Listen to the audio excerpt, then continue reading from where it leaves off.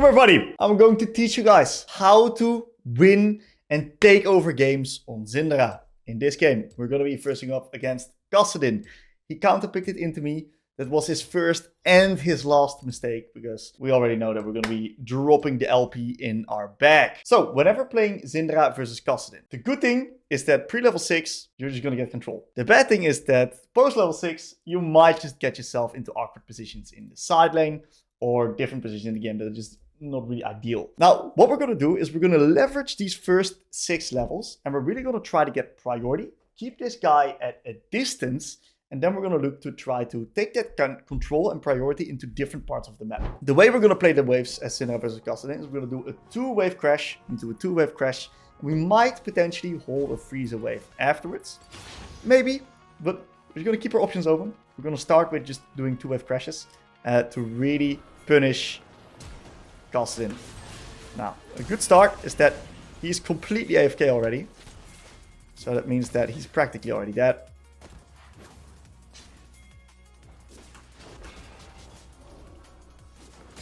And nearly got the first bolt, and that's quite good for us. So, good start, Kassadin. That's like I said, locking Kassadin was his first and his last mistake. Instantly punished. And it looks like Kassadin went for D-Shield second wind. Now, a lot of people may be wondering, pretty good setup, right? Wrong. That means that he invests a lot of money into nothing.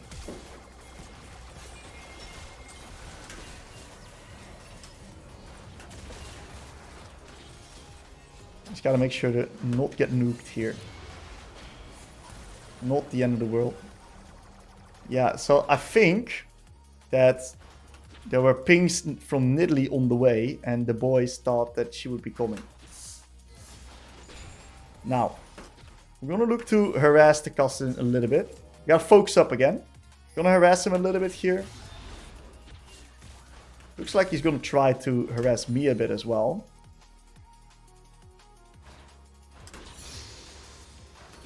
We'll take W level 2 because the cooldown is a little bit shorter. And deny him a lot of minions. That's the goal.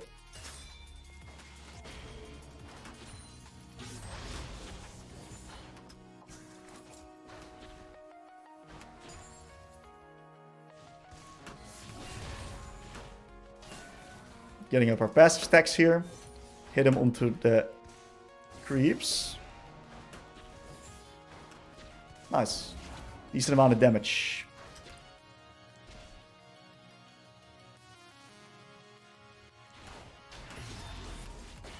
Not too bad. Chunking him a little bit.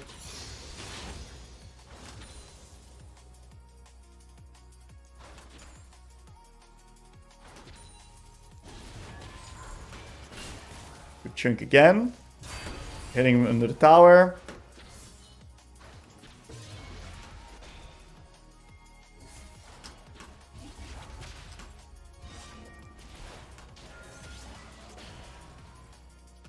Very nice.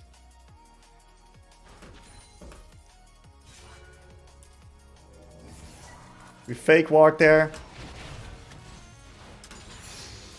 We tried to hit him on a cannon, but he juked me out pretty well.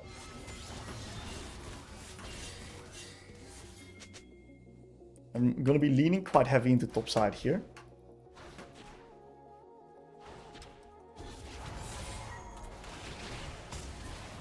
And a beautiful gank setup.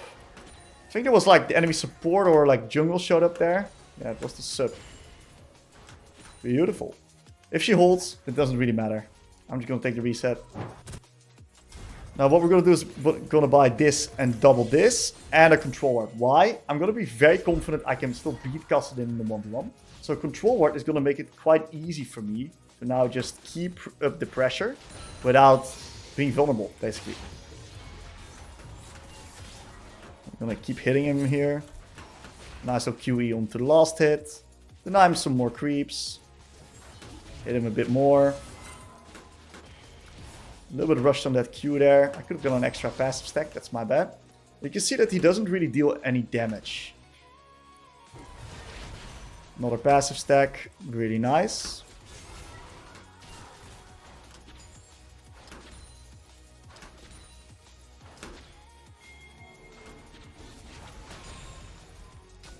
Water bit towards top side. Harass him onto the last hits.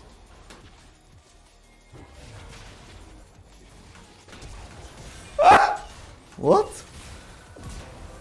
On my screen that Rel missed, by the way. On my screen that Rel Q did not hit. I don't know if that was like a visual bug or something. Or that was the server's lagging, but...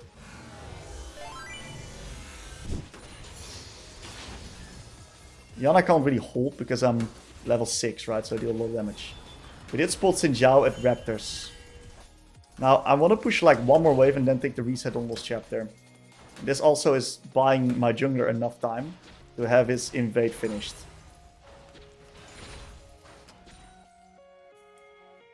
Very nice. We have our Lost Chapter right now, and we're very strong. We're gonna mute all because there's too many pings distracting me. We're just gonna focus on our own game here. This is like the playbook of playing into Kassadin. Prio, play with jungle. Prio, take over the map.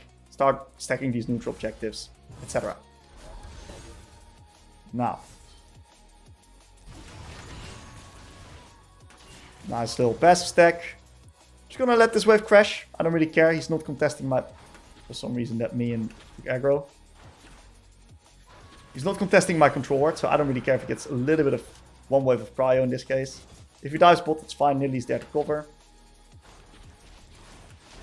I'm gonna push him in. Okay.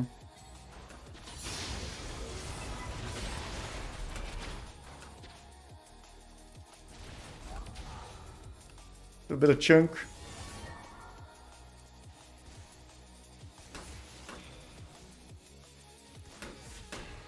Keep chunking him. Not too bad.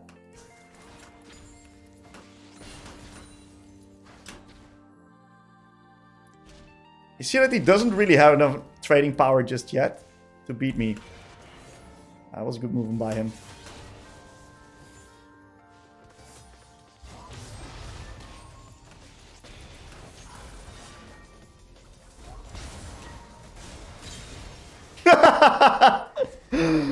Oh, that's too funny. Now the game is not won by any means, by the way. The game can still be thrown.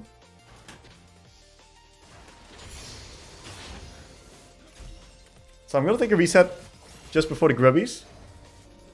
I think I have to stay.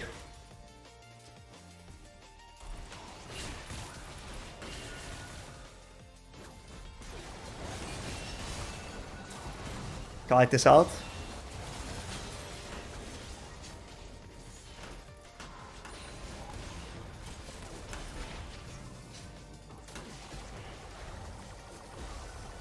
We're chilling.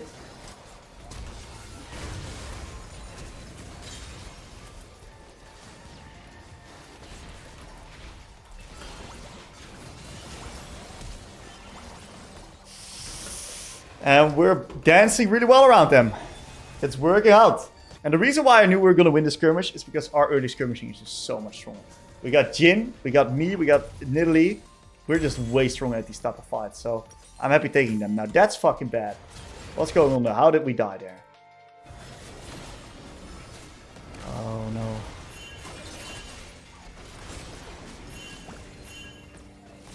I knew Kassadin was coming. We can't have Kassadin take shutdowns here.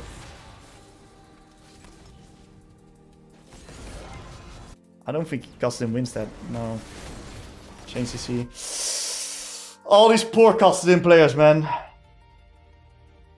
They're thinking they can counterpick.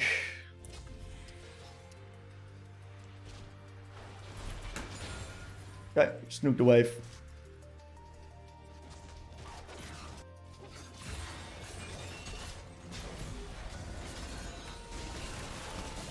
This is what happens if you pick Kassadin in my games.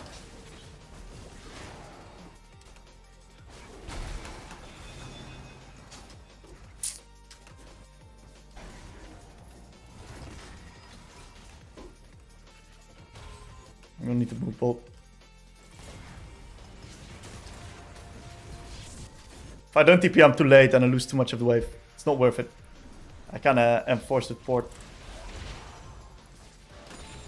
Hey, he's proxying.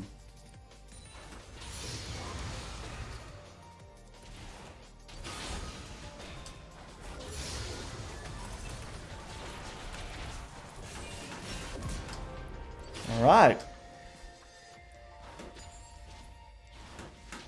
You know, I kind of like what he's trying with the proxy, by the way. You may think he's running it down, but he's 0-7. That proxy was not bad, by the way.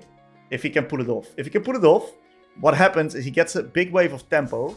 He can maybe turn into getting a neutral or a number advantage or an opportunity for himself. This is the stuff that you kind of want to try to do as Cassidin.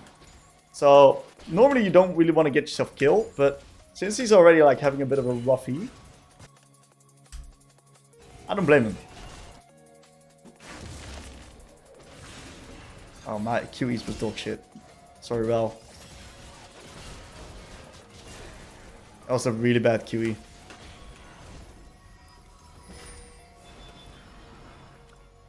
I think he's in there.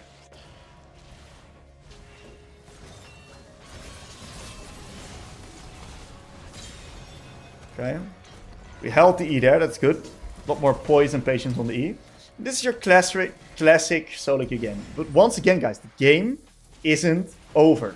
This game is very, very losable. They got Cassidin. We have a comp that skills not like fine wine, you know. The game is not over. They've got Gwen, they've got Cassidin, they got Yana Corki with Xin. They skill hard, dude. We gotta be very, very careful. One throw, or like one shutdown into the Cassidin pocket, can go, make the game go completely in the wrong direction. So we gotta stay poised right here. A lot of people would lose focus, including me. I used to lose focus in these type of positions. Totally. But I've got hurt by losing these type of games so often. Last game was against one of my fellow students from the MLA. I lost focus. Cassidin just got a random 1k shutdown and the game was suddenly unplayable. Just out of the blue. No one could kill him anymore. He was killing everybody inside. Just one play and just the game was over. And that really made me realize that you gotta keep your focus up at this point in the game. As long as even if the game looks easy, that doesn't always mean the game is easy. Look at the compositions, look how they interact. Cassidin has a field day if the game goes later. So we gotta be quite careful. Now, in this position, we see that the next objective is going to be the Rift. We're happy fighting for Rift. Currently we're on the weak side of the map. That's not bad, since we got Prio there. Plus we're gonna get TP up. If we would not have been able to get Prio, this was not that good of a position to be in. But since I'm pretty confident I can get Prio, it's totally fine. We're gonna get ourselves this control ward right here, push the next wave, and then we're gonna try to get a bit of a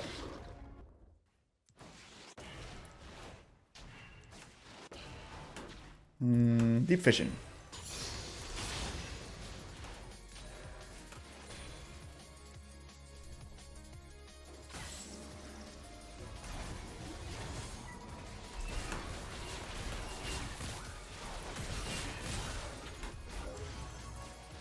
Beautiful CC chain. So the combo we use there is Q to get an extra ball, R to get the extra ball out and instantly get a million balls on the ground, into E to make sure that we can't miss the E because there's a million balls on the ground. So the E is literally unmissable. So Q, R, E. Now there's a bit of a play happening. It would be wise to move.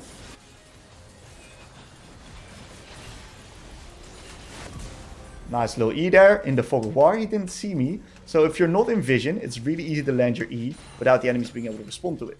Fog of war is a very important trick to consistently land your E's on Syndra.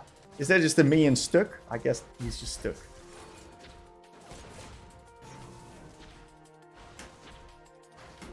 Nice, we get out the wave here. Not sure where the Cassidin is going. But I do know for a fact that I want one more wave to be pushed. Before doing anything. Me being able to get that extra wave out is going to allow me to now buy myself 30 extra seconds of time to do whatever I want. In this case, I'm going to go top lane right now. Why am I going to go top lane right now? Because the next objective is going to be top side and we want to play tempo. And Volibear is really fucking slow. So I'm just going to take this turret right here. Well, he is, I don't know, dreaming in La La Land. So we're going to take the turret, push out the next wave. Now we have a perfect top lane wave push out for the Herald timer, making it impossible for them to contest because they need to respond to top lane wave. Now it looks like we are not contesting it ourselves because the boys are resetting. That's fine. And we just won the game. Bingo. So I want to do a little bit of a lane review so you guys understand how I'm approaching the lane, what I'm doing well, and what I can do even better. In this particular matchup, I want to get a slow push, like I mentioned, so I can control the map and I can harass them under the turret. So one of the key things I'm going to do is I'm going to try to desync minion HP so that the minions die at different times. And if the minions die at different times, I have more times where I can out-attack him whenever he needs to step up and last it. So that's my goal. So what I initially do is I initially am a little bit too slow at these minions, at desyncing these minions. That he basically gets all of these minions for free because I was too slow at desyncing. Normally what you do with a bit of a setup is that you out-attack one of the casters to desync minion aggro, and that he then has to step up multiple times to get all of the minions. But I was a little bit overwhelmed with that initial play, and I didn't properly set up my minions, leading me to lose a trading opportunity onto the Kassadin right here, and not really being able to pressure him onto the minions. Now, what we're going to now do is, you see that I don't have to last hit any minions, I can just hit him. And after hitting him, I slightly walk back, dragging the minions slightly closer towards my side, making my wave also get closer towards my side, giving me more space upon the lane to play upon, and making it harder for him to step up in CS. Now that W was a little bit rushed. I thought he would walk up in CS because he was pretty disrespectful the previous times. And what I'm going to do right now is I'm going to try to desync me in HP and look at harassing him as much as possible. So I think my out-attacking there is a little bit sloppy, but this is really good, right? I just use my spells onto the last hits and I keep hitting him because my minions are basically already dead. You see how I'm weaving in max autos and then dragging the minions slightly back towards the center of the lane. Once again, giving me a little bit more space in the lane to play upon. Now, this minion is dying. You see that minion is dying. So I do a W into Q onto his face. I made a small mistake though. Can you spot the small mistake? The small mistake is that the minions, in this case, are dying at the same time. This minion and this minion eventually have death timers at the same time, leading me to miss a creep myself, which in the end wasn't all that good. So I should do a better job at desyncing minion HP, creating myself an opportunity to trade. So a little bit mismanagement in the wave. And what we do right now is we just nuke this wave and we're going to do the exact same thing where we're going to harass him under the tower. In this case, nice little QE. I think my W could be picked up a little bit earlier and held a little bit longer. And we're just once again harassing the Kassadin under the tower. I didn't expect him to walk forward there, so I should have held my Q probably a little bit longer. You see that the moment I'm not last hitting, I'm trying to get a lot of abilities onto him and out attacks. So right here, I didn't have to last any of the minions. He stepped up at a time where he shouldn't have stepped up. And that led me to get a nice little W into Q, which allowed me to pop his spot and get me in a really good position in the lane. So you see that a lot of this harass is purely coming from times where I have the wave under his tower and times where he steps up when I don't have to CS a minion. Now this was not the best QE. I thought he would like walk up, but he went for a Q, which was really smart. Very good movement by him. I should probably hold because now I use all my spells to crash the wave, which is cool and nice and I get all the minions. But imagine the exact same position on the next wave with me having all my spells up. I can just deny him way more creeps. And you see that he basically gets 2 of these 3 of the creeps because I don't have spells. So that's the downside of using your spells to clear waves. You don't really have the time to then harass them in the tower. Now right here, he goes up for the creep. We know he has no flash, so he's basically dead as hell. And the lane is that from this point in a really good position. Now we do the exact same story, right? Look at my timing of this QE. It's timed with his last hits. That minion dying, either he loses the creep or he gets hit by the QE. It's a win-win for me. And this is going to now allow me to hit him under the tower. You see how I'm hitting him. I should probably be a little bit further up here and hit him a little bit more. I think I missed my Q and an extra out attack that I could have gone onto him, which is quite a bit of damage. And what we're going to do right now is rinse and repeat. Try to time my spells whenever he's walking up, mispositioning, or going for a last hit. And I'm desyncing me in HP as best as I can. I'm kind of forced to just Q these minions to just get them out, get a nice little ward out, and I'm now going to be able to harass him under the turret on all of these creeps. So nice little W into QE, and we deny him as many minions as possible. In this case, we have the Rel around. This looked really funky on my screen. I guess it was just a max range Q from the Rel. So well played by Rel. And from this point, the game And the lane is just completely over because of the fact that he's so far behind. I can get perma prio. I can now do whatever I want with my vision, plus my stronger items. And even if he takes a trade onto me like this, right? It's just totally fine for me because I still just completely annihilate him in the stat check. Like, even if he trades onto me like this, usually if he's a little bit stronger, it would be quite good for the Kassadin. But because he's just so unbelievably weak right now, he just drops to low HP. He can't regen it. Second with D-Shield got nerfed, so, you know, it's hard for him. And eventually, yeah, it's just completely over. He can't really play the game anymore. GG's. Really clean Syndra game.